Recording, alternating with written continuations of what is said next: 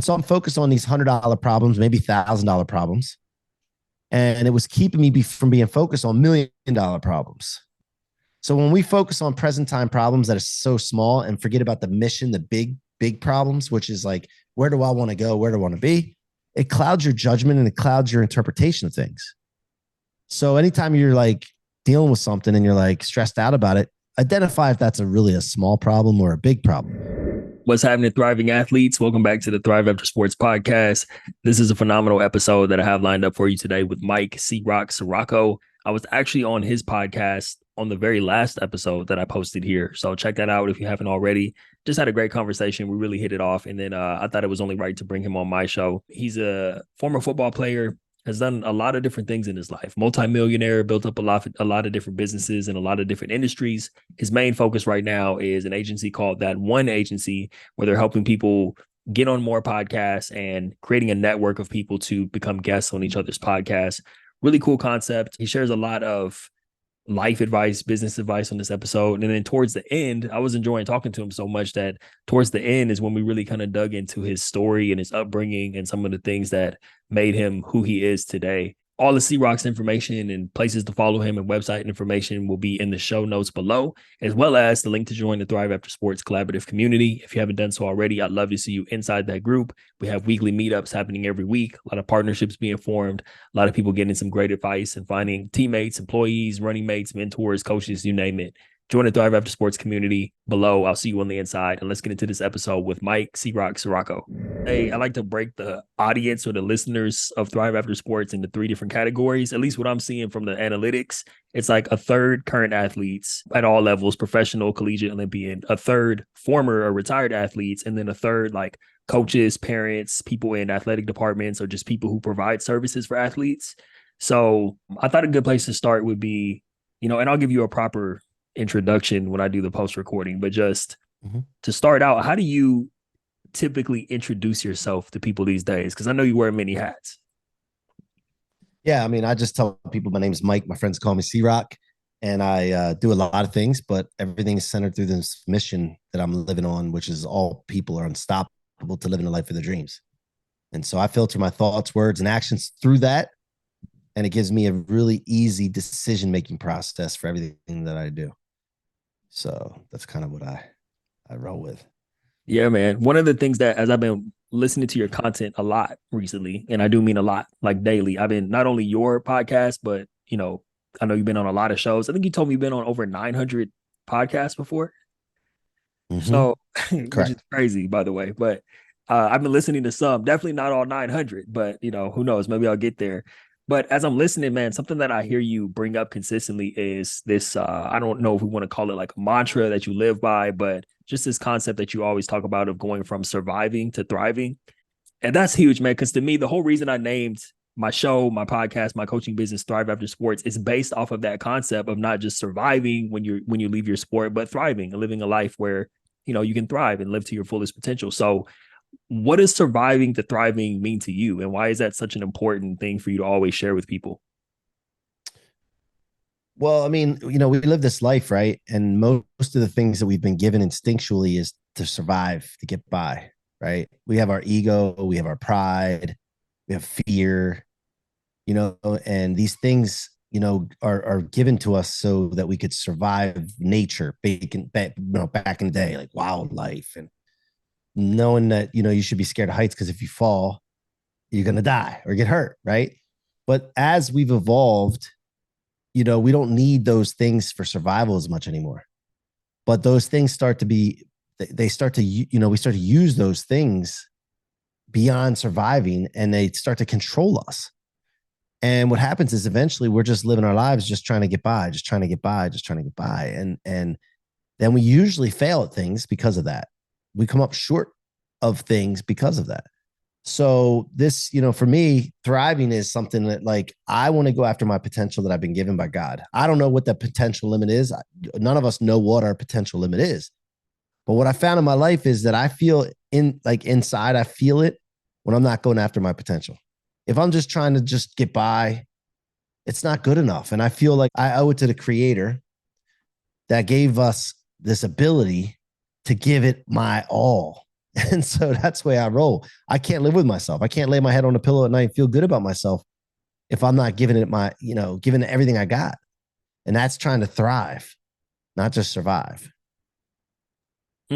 Amen. I love how we're already talking about your driving force, not driving force, but tapping into the creator and wanting to honor the creator, whatever you believe in, no matter what anyone listening believes in. But why do you think that's important? Sometimes I have conversations with people who would consider themselves atheists, and I'm just thinking to myself, I wonder if there's anything deeper driving them. So why do you think it's important to have that connection to a higher, calling or a higher being, no matter what that being is? Well, I don't know anything other than I've had too much experience with God to think anything else. I think it's harder to prove that there's not a God than there is to say, there is a God. I mean, I just seen too much, experienced too much, know too much. So, yeah, I don't know, man. I mean, for me, it's that your question is a good question. All I know is that I don't know the answer to that question. I really don't, because I don't know any different. Like I don't know any different. There's people that are like, yeah, I'm a Christian. I'm a this, I'm that. I believe in God, but do they really, or are they just saying that? Because if they really, you can't answer the question you asked me. Like I'm so convicted that there's a God that I can't answer the question why it's important. It's the only thing I know. But some people that can answer that question should probably, and I'm not judging, but they should maybe question their conviction and their faith. That's a good point. I feel like what you're saying, like to me, what I'm hearing is like, if you can wrap your mind around it, then like some people try to figure out God or try to wrap their mind around it. And like you said, so it's easier to prove that God exists versus to prove that God doesn't exist. You can't really prove that it doesn't exist. That's saying that we as humans have like the all-knowing understanding of everything that happens in this world, which is impossible. So we didn't create the world, but anyway, that's a good point. If you can answer the question, then you're probably not thinking deep enough. That's deep within itself. But anyway, man, back to you. We'll probably come back to that at some point during this conversation because I just enjoyed talking to you. I really enjoyed our last conversation where you had me on your show. Yeah, me too, man. But let's go back to your football journey, man. Let's just start there. You played at Salisbury University, right? What position, by the way? Well, it was Salisbury State University back in the day. And after I left, they changed it to Salisbury University because I think it sounded like Salisbury steak. So I think they changed it because of that. I'm not sure, but no, I played linebacker. I played linebacker, and yeah, so I played for 2 years. Okay, I respect it. It's I played DB, and I feel like there's a very special relationship between DBs and linebackers, as well as D linemen. There's just that tight knit group when you play defense. I think we're a little tighter than all the other position groups. Oh yeah, for sure, for sure. So, I mean, it's like we have to sell out together. I mean, we're like, it's just one of the things. I played DB too. I played safety when I first got there, and then they moved me to linebacker. So yeah, I'm familiar. Gotcha. And then you said your son's he plays D line, right? Yeah, my son's a D lineman, a senior, and shout out to Decatur, Stephen Decatur High School, and Nick Ciorrocco. Yeah, he's a D lineman and offensive guard. They just had their first game last week, and 49-8 won. So nice, not a bad start to the season.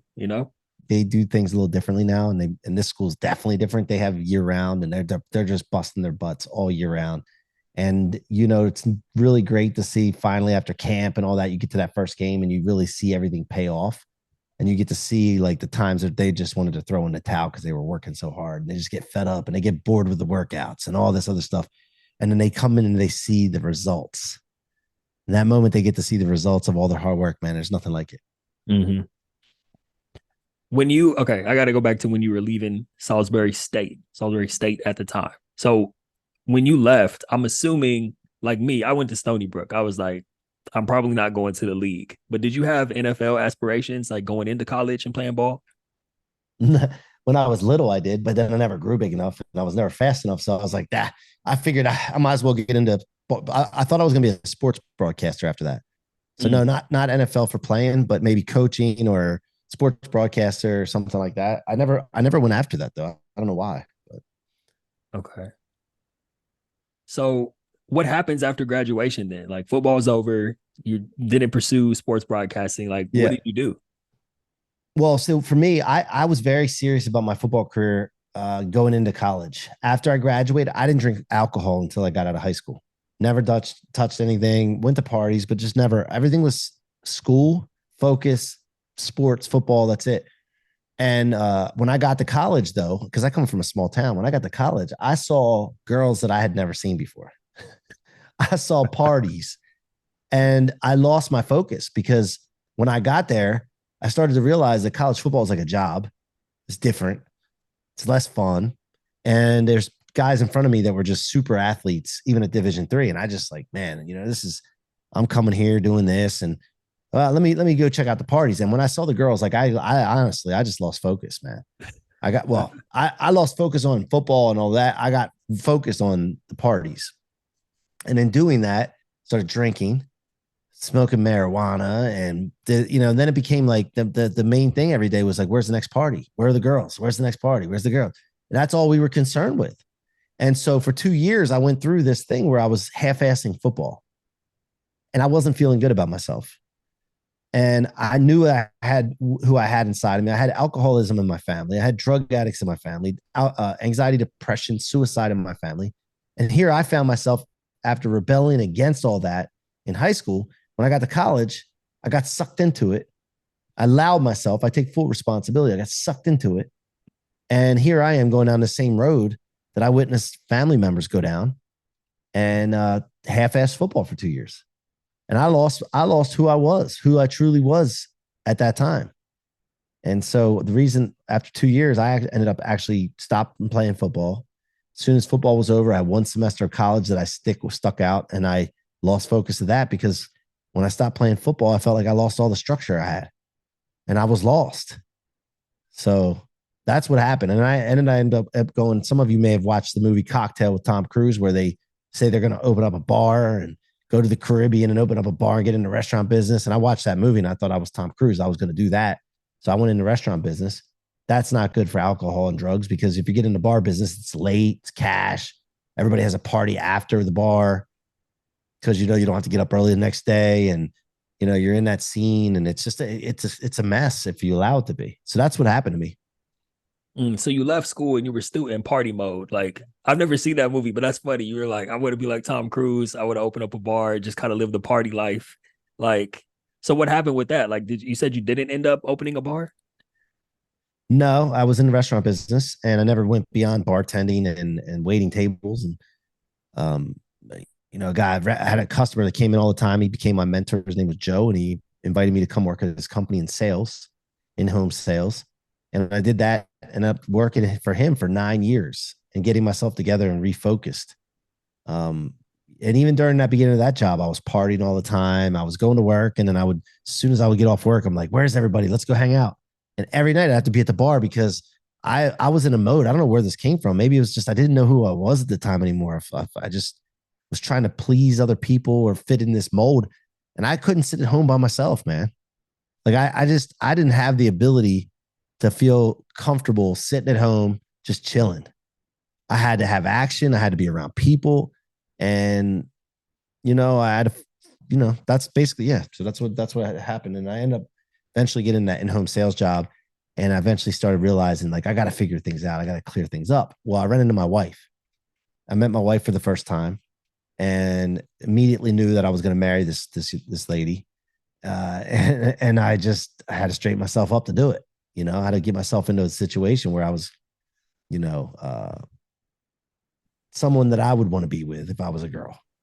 I don't know if that makes sense, but you know what I mean? Yeah. She was the motivation for you to really clean up your act and try to step up to the plate and be a man. That's great, man. Let's talk about Joe for a little bit. So you said you worked for Joe for 9 years, and he wasn't just a boss, he was like a mentor to you. Like, what kind of things did you learn outside of the world of sales? Did he teach you about life? Did he teach you about anything else that just kind of helped shape who you were becoming? Yeah, I mean, definitely about sales and understanding that game, but then also understanding about responsibility and, you know, he was just there for me, kind of being there for me to talk to and get me out of holes and, show me what not to do again. And, kept me busy and focused. He would be like driving me like, hey man, you working Saturday? You working Saturday? And I'd be like, no, I mean, I'm going out Friday. I mean, no, you gotta work Friday. We got leads, man. We got leads. You gotta fill. So that kind of thing. He would try to keep me focused and busy that way.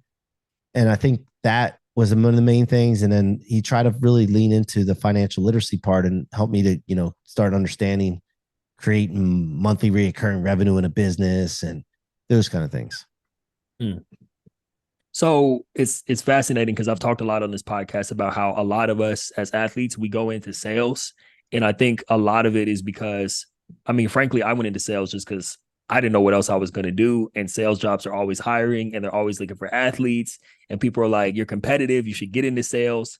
And although I'm grateful for the experience and everything is sales, as you know, I don't have to tell you that. But for those of the listeners, everything is sales. You're always selling all the time, no matter what you're doing. But I feel like it gave me a great experience. But I kind of went into it blindly or just because I didn't know what else to do. But you stayed there for 9 years, like in that role, which means, I mean, it sounds like you found your lane. So I'm curious what happened after the 9-year period and what kind of shift you made and like what caused that shift in your trajectory. Well, listen, 9 years I stayed in it because I was feeling, I get in these modes sometimes where I feel like I'm trapped. I find something I'm good at. I do well at it and I'm not great at, the income wasn't great, but I got into something where it was like consistent, steady, and I can do it. And I could be comfortable. Right. And I got in this mode. I'm like, at some point I felt like I couldn't quit. I felt trapped. Like, what else am I going to do? And I didn't want to go into that uncomfortable uncertainty feeling. At that age, I started feeling like that. So I dealt with that several times. Well, it came to a point where I was watching my other friends make money in real estate and this different things. And I'm like, I want to get my real estate license. But it felt uncomfortable. And I was inside afraid of that being uncomfortable, right? With all the uncertainty that would come along with it. But what little did I know, Taj, is that 9 years had built me into like a machine. I could handle building rapport, rejection, closing, presentation, handling objections, all that stuff. Like I could do that. Real estate became easy to me. Because I could deal with people. And so I realized, man, I can make money outside of this. I don't have to do this crap anymore. And so then I got into that real estate game and then the mortgage game. And then just it built me to handle objections, confrontation, being able to confront people, handle customer service, really just deal with things. And so I don't regret being in that for 9 years because I guess that's what it took and I had to cook. But I was feeling like trapped for a while because I felt like, what else can I do to make this kind of money? Then I went into mortgages. In 17 years, I was in the mortgage business and I up-leveled big time. I made millions in the mortgage space. But I got that trap feeling again because now it wasn't about money. It wasn't about money. It was like, I don't want to do this business the rest of my life. Like, I don't want to be a mortgage guy. I don't want to deal with real estate agents and I don't want to deal with people shopping for the lowest rate. And I don't want to deal with that stuff. That's not what I want to do. I'm built for more, but I felt trapped again because I'm like, where can I make this kind of money? This kind of money is like, so my life, I guess you could say there's a reoccurring theme of feeling trapped and then breaking out of those bars, so to speak, or that cage, so to speak. And every time I've done it, I go through that period of uncertainty, but then I figure it out and it's always better. Okay. This is good. I'm so glad you're bringing up like how this is a recurring pattern for you, because I think sometimes people feel alone in that where they're like, oh, I'm in this thing, but I don't like it. And now I feel stuck. And I just find myself in the same situation, just like in a different room. And so through all the periods where you have felt stuck and then broken through to figure out what the next thing is, like, what are you saying to yourself during these times? Like, how are you even beginning to put the pieces together to figure out where you need to pivot and what that next move is? Well, the problem, we talked about this when you came on my show. The problem that I found later on in life is that I was identifying with the businesses that I was in, and that was my identity. And when really it's actually your vehicle. You're driving a vehicle, the sales job, the real estate job, the mortgage job, the restaurant business, whatever it is, the athlete, football player. That's your vehicle to achieve something. It's not who you are. It's not who you are, but it becomes who you are if you allow it. You don't understand this. And then when that falls apart, that thing falls apart. And the reason I was feeling trapped is because I was identifying as that vehicle. Instead of saying, this is who I am, I drive this vehicle, mortgages, real estate, football player, and I can come in and out of that vehicle whenever I want to. I'm self-determined to come in and out, not stuck in. But when you identify something and you feel stuck in, and that's what I clearly came up with. I clearly identified as my situation. What was causing that trap feeling was I was identifying in the vehicle, not the industry, not the vehicle. It wasn't a vehicle for me. That's good. Damn, that's good. I just came up with the title of the episode right there. Your identity versus your vehicle or something like that. That's going to be the title. I like that. So let's talk about, this is kind of a side note, but I was like, when I get C-Roc on here, I got to ask him about this because I was watching one of your videos either last night or the day before. Yeah, it wasn't a podcast. It was a solo video. And you were telling this story about like needing bigger problems. And it was something like there was a bunch of orders coming to the house and you were like, oh, this is $1,000 problem, but I need to be focused on. I'll let you tell the story. You tell it better, but can you just talk about the difference? Yeah. Because that was something huge I wanted to ask you about today. Well, what you're referring to is I was I was in the mortgage business back then, but this is when Amazon started to come around. UPS was coming to the house all the time. And I was like, damn, every time I come home from work, there's packages at the door. And all I could see was money. My wife's spending money. My wife's spending money. My wife's spending money. And I'm like, God, what the hell's going on here?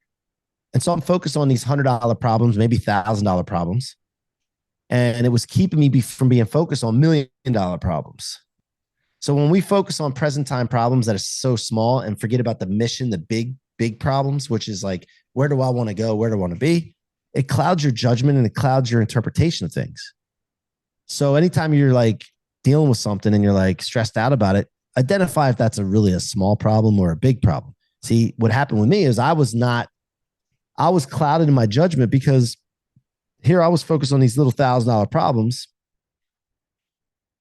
And I didn't forget. I didn't realize that nowadays, grocery shopping, things that my wife was already spending money on before out, she wasn't having to go out to do it. Now she was having it delivered to the house. So we weren't spending more money, but it appeared that the way to me because I was stuck on this small problem. Then what I decided to do, what changed everything for me, is like, okay, I don't care if my wife spends money. I'm going to go out and outpace her. And I turned it into a game. And I created a big problem for myself. And I said, if I make millions, which make my problem millions of dollars, these $1,000 problems are going to seem minuscule. What's happening, beautiful people? I had to interrupt this episode really quickly just to ask you for a small favor. If you're listening to this episode, you're getting value from it, or if you've gotten value from any podcast episode you've ever listened to on the Thrive After Sports podcast, will you do me a favor right now? And please just leave me a 5-star rating or review. If you don't have time to write a review, just click the 5-star button in Apple Podcasts, or if you're listening or watching on YouTube, subscribe to the channel, click the like button. It really helps get the message out about Thrive After Sports and this mission that I'm on to help more athletes not just survive, but thrive in life after sports. Aside from that, follow your boy on Instagram at Taj Deshaun. Connect with me on LinkedIn. Really appreciate you guys tuning into the show week after week. The show is growing. You guys are continuing to share it. I can't thank you enough. I appreciate you guys tuning in. Let's get back to this episode. Peace. I think I told you when I was on your show, I got my first kid on the way. My son's due in December. And I like what you said right now about playing that game with yourself where like I want my wife, she's already tapering off. She's not really working anymore. So I'm slowly but surely she's becoming a stay-at-home mom. So we're tapering off to one income. But I'm going to start playing a game with myself, man, to make it happen before he's born, which only gives me about a couple of months. But I think I can make it happen. And you just inspired me with that right now. So don't say you think you can. Just do it. Okay. I received that. I needed to hear that. And do it in 1 month instead of 2. Sir, yes, sir. There you go. Oh, that's all you got. That's the kind of thing. Like, I got a problem. I only got 2 months. Well, that's a small problem. How about you do it in 2 weeks? That's a big problem. You see how you can make small problems into big problems? Mm-hmm. And then it seems like, 2 months would be great. 2 months would be easy compared to that. Damn, man. Okay. I was about to ask you the most selfish question ever. We're going to save that for an offline conversation, though. So, mortgage, like that was at the time you were in the mortgage business where you had that, $1 million problem versus $1,000 problem. So, what, like, I know I don't want to skip any steps, but like, how do you go from that time in your life, that moment, that epiphany, so to speak, while you're in the mortgage biz to like everything that you're doing now and everything you've done since then? Was that another case of like Yeah. getting out of the vehicle and the identity, and then you just made the switch into another direction? Like, let's talk about that. Now, 2018, we built a company to 8 figures, but I didn't do it the right way. I didn't build foundation. I didn't have core values. I didn't have mission. I was all just chasing production, not focused on the right people in the environment. It's just taking anybody that would come in that could produce. And all the problems in my life have always stemmed from allowing the wrong people in my environment and allowing them to stay too long. And some of the time, I was the wrong person for the environment. So I started to realize that when things came crumbling down, and this is the last time I identified with what I did. It was the mortgage business, 2018. It came crumbling down. I identified as a mortgage like mogul, mortgage division manager. Like I was, crushing it. And when that came crumbling down, I lost my identity. I'm like, who am I? And that's when I decided at that moment, I would never let that happen again. I'm never going to identify with the vehicle. It's my vehicle, and I'm going to create a personal brand. I'm going to identify who I am. Who am I? And I'm going to clearly define that through my mission, my vision, and my core values. And I'm going to create the C-Roc brand, and I'm going to make C-Roc a brand name. That's going to be who I am. And I went out and did that. Now, everything I did from that point forward was vehicles. I have this mission, core values and all that, but my vision and my mission's out here. And everything I do from now on, whether it was the mortgage business, that one agency that we started, my personal brand, my podcast, all that stuff, it all was vehicles that I was driving to get to the mission. And so that changed everything. So now, look, if my agency doesn't do well, by the way, I got out of the mortgage business in April, right? If I'm out of the mortgage business in April and I identify with that, I didn't have a problem this time because I was like, that's just a vehicle I'm getting out of. That vehicle's old. I'm getting in a new vehicle. It's going to take me further because I'm not satisfied with the way the mortgage business got me. That was good, but I got to sacrifice good for great. And I'm going, I want to be phenomenal. I don't want to be great, phenomenal. And sometimes, you get settled into that good, and that's a really bad place to be when you're trying to be phenomenal. Mm. The good, yeah, the good gets in the way of you being phenomenal, and it's settling. Use the word settling. Sometimes we settle on things that are good, kind of like me just a moment ago, where you told me like, why take 2 months? You can do it in one. Like, okay, so now there are a lot of people, and we talked about this also when I was on your show, who reach out to me. A lot of former athletes, because of the identity piece, the identity versus the vehicle, and the vehicle, being stuck in that vehicle, but looking at the vehicle as your identity. A lot of people, when they're done, they just feel like, I don't even know where to begin to pick up the pieces to like try to figure out what vehicle I want to get in, or like to craft that vision or that picture. So can you share some advice with those folks watching or listening about, if you're completely lost, you don't even know where to begin, how do you begin to put that vision together for yourself so that you can then go out and execute on it? Well, first thing is you do have to get clarity on what you want, right? But how do you do that? Okay, you can write out a story about your life, and I like to always talk about being a screenwriter and just writing a story about a guy, and that guy's me, and I'm writing my life out, no limits. But how do you figure that out? Because some people don't even know what they want. Well, what lights you up? What excites you? Like at this moment in life right now, what excites you? Now, if I was back in my early 20s, I would say women. At that time, I might have been wanting to become a party promoter, or whatever, or a photographer of women in bikini. I don't know, like that would light me up, right? Like but like that's what matters though. Like you got to think about this. So what lights you up? What excites you? Right now, for me, it's helping people become unstoppable. I love helping people. I believe that you can only have to the degree that you help. I'll say that again. You can only have to the degree that you can help. So the more I help, the more I can have. So I understand that, and I'm obsessed with helping people. So what is it that lights you up and excites you? That becomes your reason, your why, your purpose, and that's what drives the vision. So, like people can very easily tell you what excites them. I mean, if you ask them questions like, what lights you up? What gets you excited? Some people it's sports. Okay, well, what do you want to do in sports? What would light you up in sports? What part? What involvement? Recruiting, coaching, training, counseling players afterwards, being a broadcaster, reporter. Like what is it that what would you want to do in sports? And then some people say, well, yeah, I'd like to make money too. Okay, well, let's figure out how you can make money doing this too. And then see how this dialogue starts questions. And then another question comes, and another question comes, another question comes. And you just start that way. And you just work with your imagination and questions. One question will, bring up another question. Before you know it, you have a story, which is the vision. And then you start thinking about this vision. Okay, my vision is here. This is what I want. And so now I have to have my thoughts, my words, and my actions, and the environment that I keep go towards the vision. Everything that goes against that vision, thoughts, words, actions, environment, I have to get rid of. And it makes it very clear to make decisions, very easy to make decisions, very simplified now, because everything either goes towards the vision or away from the vision. First of all, I love that idea of writing out a screenplay. I've never heard anybody talk about that before. And it's crazy because I had nobody tell me this, but I actually did that at a point in my life where I was really lost. A few years after I was done playing football and I was in the workforce, I just started with like my birth. Instinctively, I felt the need to do that, writing it up to that day.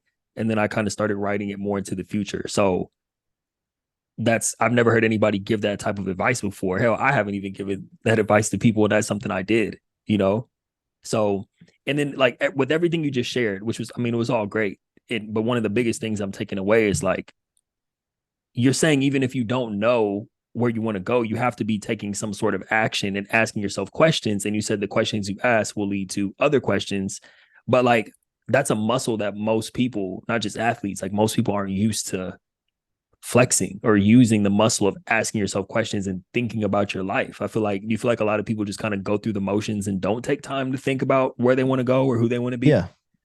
Yeah. By the way, I want to tell you on the story thing. Some people say, well, why did you write you haven't really accomplished anything yet. Like, why are you writing a story about your life? This book, Rocket Fuel, it has lessons in it, but it has stories about my life. And I did exactly what you're saying. I wrote my life out in this book. Right. And then after I wrote the book, I started writing the future. It's not in a book, but I started writing the future in my story that I would write. So I wrote the book like that. And so I don't care what people think. Like, who are you to have a memoir? It's what I want to do. If you don't want it, don't read it. But this is what I did. And I'm where I am now from this point that you see in the book from when I was a kid till now. And now I'm writing my future and I'm creating my universe. Now, but to answer your question, if you don't set intention with your life from when you wake up in the morning for every day, week, month, and you don't set your own intention, be self-determined for what you want, your goals, your dreams, the alternative, you know what the alternative is? The alternatives is someone else's intention, someone else's goals, someone else's dreams. So you can either create your own and live by those and create your own world and universe and future, cause your own future, or you're going to be doing someone else's. It could be the media's, it could be the governments, it could be friends, family, your environment. And you start living in their expectations and their goals. And that's what happens to a lot of people.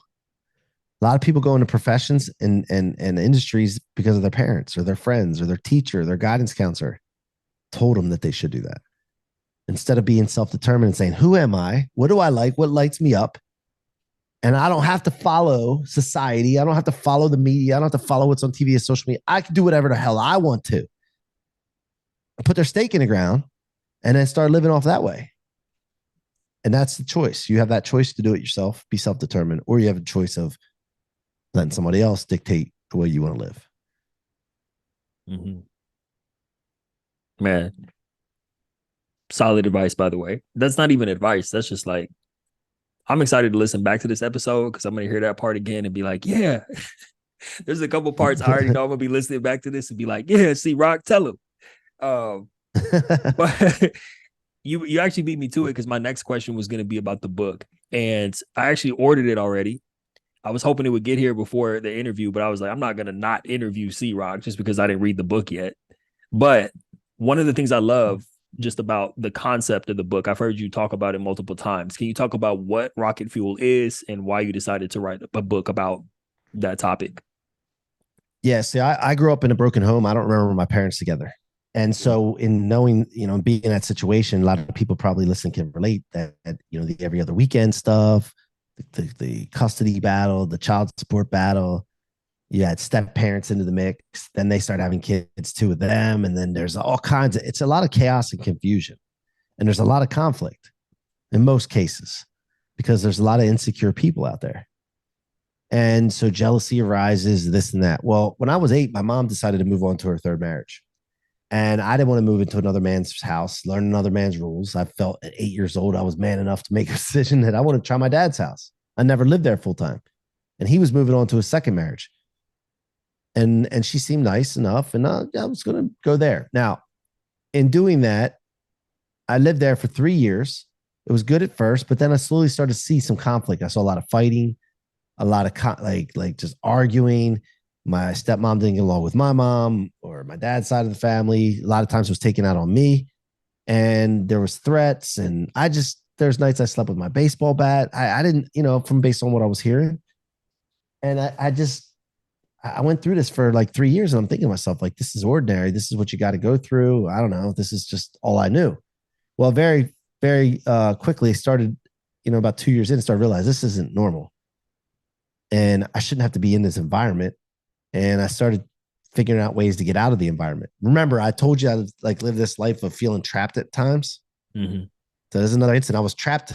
I didn't know that like I can't move out of here. Then I'm going to jeopardize a relationship with my dad if I tell my mom about what's going on. And so all this stuff was going through my head as an 8 to 10-year-old, right? Well, eventually I just made the move. I'm like, I'm telling my mom about this because I got to get the hell out of here.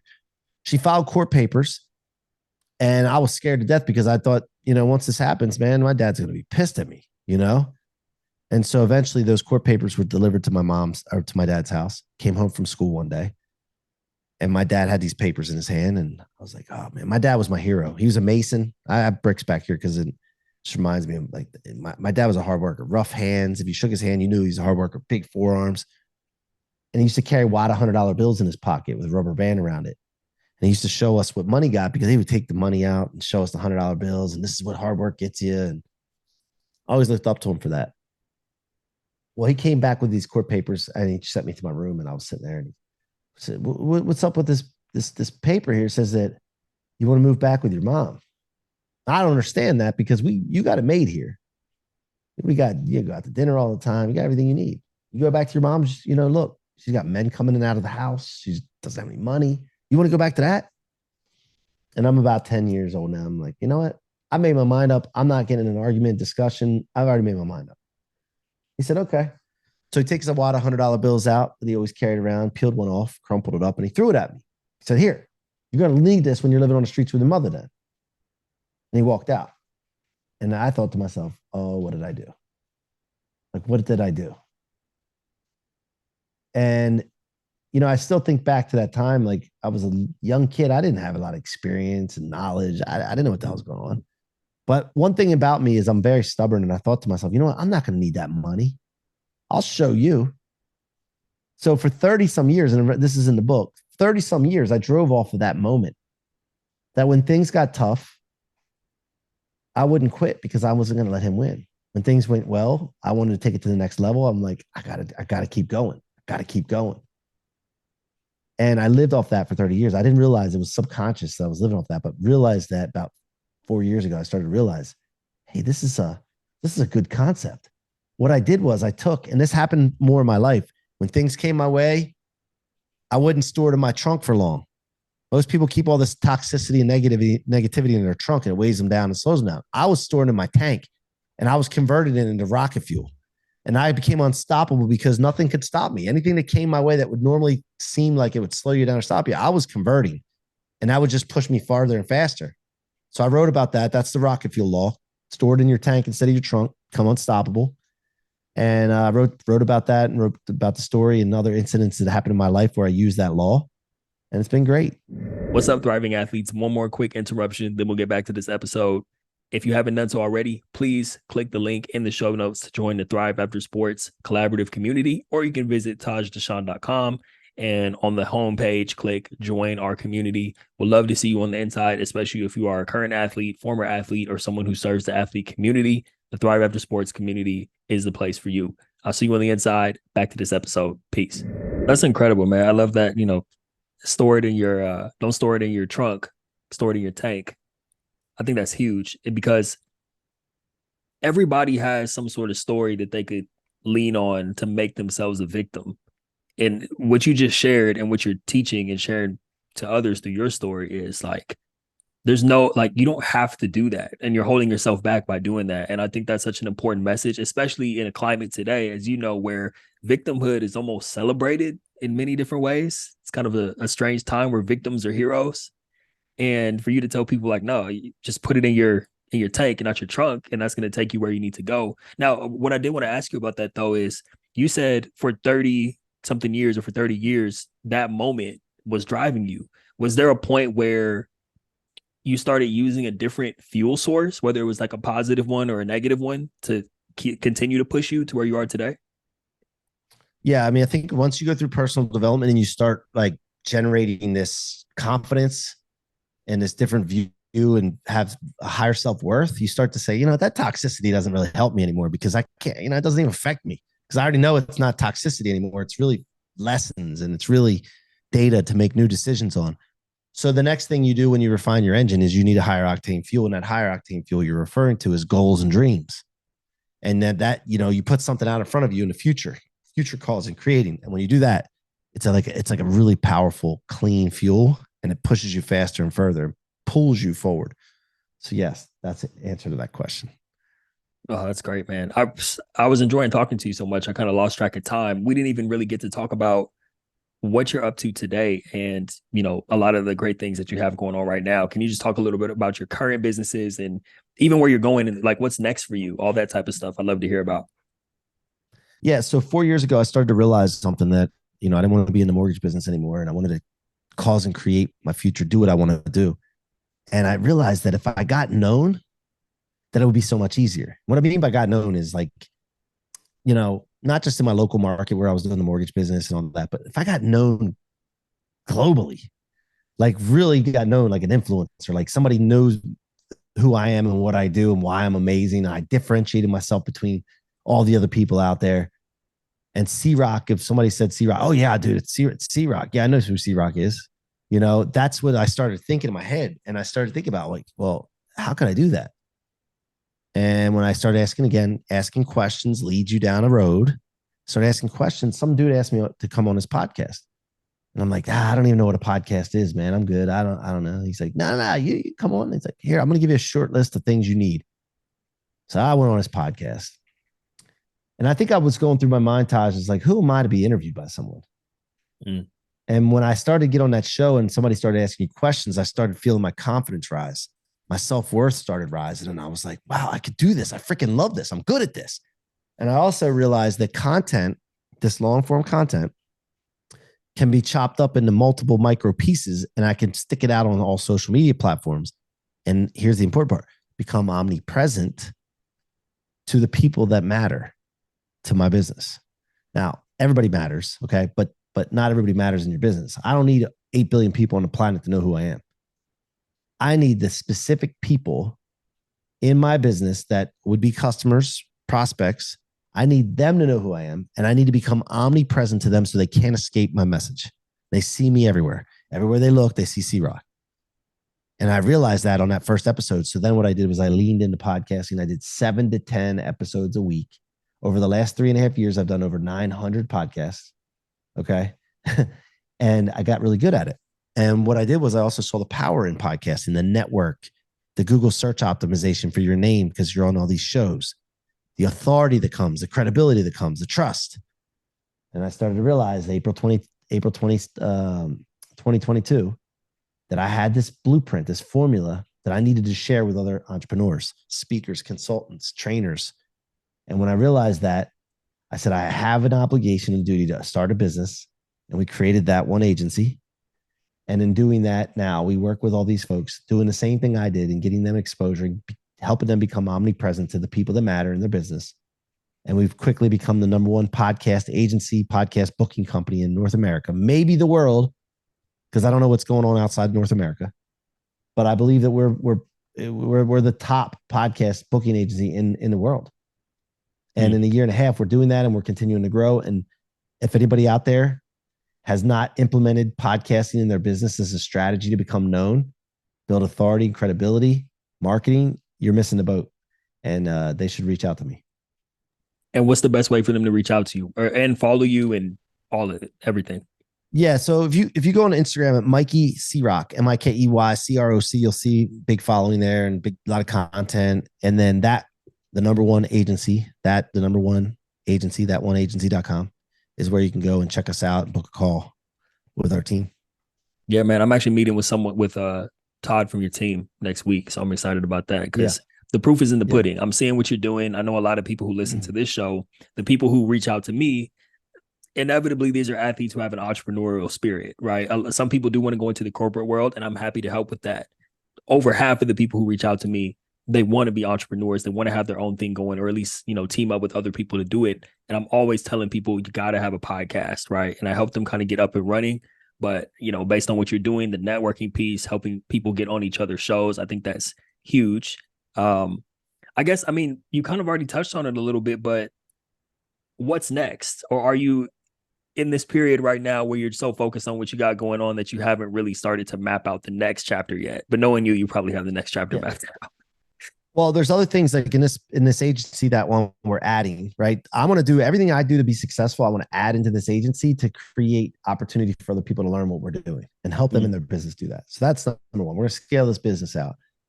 But the other thing is I have this thing inside of me that I should be working with athletes, doing something with athletes, whether it's getting them known, like, the NIL deals that are out there now. And I just have this thing where I'm like, a lot of these athletes aren't known and they have helmets on, especially football players. But if I could start working with them and getting them on podcasts so they get known and build their personal brands, that would help them immensely, get NIL deals and help them get in the league and this and that. So I have that thing on my mind a lot lately. And then the other thing is film and TV. I don't know where this comes from, but I just feel like I should be working in film and TV, being on screen. And I don't know where that's coming from, but I'm exploring that. Okay. Now I'm super curious about that. When you say on film and on TV, like are you talking about in movies? Are you talking about hosting something? What are we talking about? Or all of the above? Yeah, all the above. Like there's plenty of opportunity out there and I have what it takes. So like, I know there's a lot of people out there that are that want to, but they just don't have it. I have it. I already know that. I have firm belief in myself, certainty. It's just a matter of where I want to start and where it's going to, I don't want to force anything, just being open to the opportunities that'll come along. So, yeah. Well, cool, man. I think that's a good place to wrap it up. This has been incredible, man. Thank you for spending some time with the Thrive After Sports family today. For those of you guys listening or watching, check the show notes. All C-Roc's information will be in there so you can follow, tap in with that one agency. Yeah, man. Any parting words for those listening? Anything you want to share as we close out with the Thrive After Sports family? Yeah, man. Who are you? You got to ask yourself that question. Who am I? You're not what you do. You are who you are. So pay attention to that because I've interviewed over 500, 600 people now. And the common thing I hear when they had their worst time in their life is because they lost their identity because they identified with the vehicle they're in, what they were doing versus who they actually were. There it is. Thank you again, C-Roc. You're the man. Appreciate this. Thank you, man. Appreciate you. For those of you guys listening, it's been another great episode of Thrive After Sports with Mike C-Roc Ciorrocco. We'll see you on the very next episode. Peace.